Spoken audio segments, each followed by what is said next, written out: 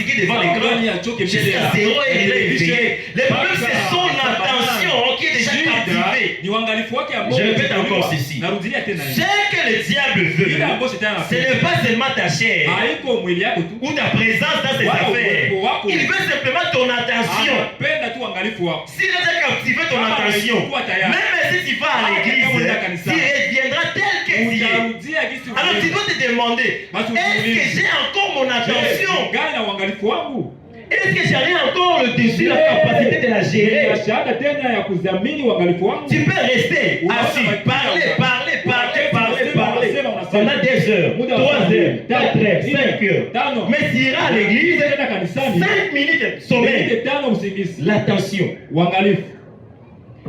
En réalité, ce sont des esprits.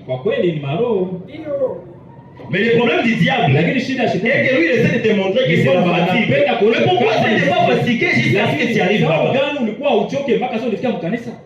L'intérêt que tu as vis-à-vis de la parole, la compréhension que tu as des choses de Dieu, l'avantage que tu penses à résister, t'amènera à te comporter différemment. Et quand bien même tu auras une bonne intention, si tu n'as plus ton attention, tu dois réclamer cela.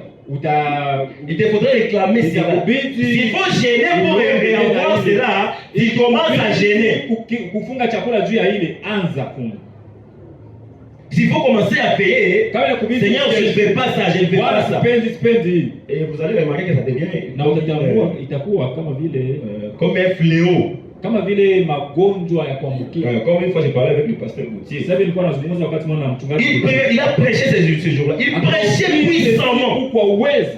Donc, et il donne des citations. Si lis la citation, tu te sens vraiment au ciel. Alikusomea hizo nasikia huko mbinguni. Mais quand tu regardes à côté, lakini hapo angalia pembeni. Tu vois les frères en train de dormir. Unaona ndugu yuko anasinzia. Alors je lui dis, est-ce que les gens comprennent ou ils ne comprennent pas? Watu wanasikia wala sikia.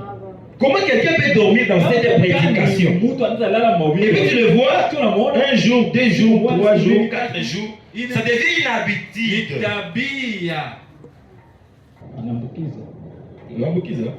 Il commence à passer aux voisins aussi.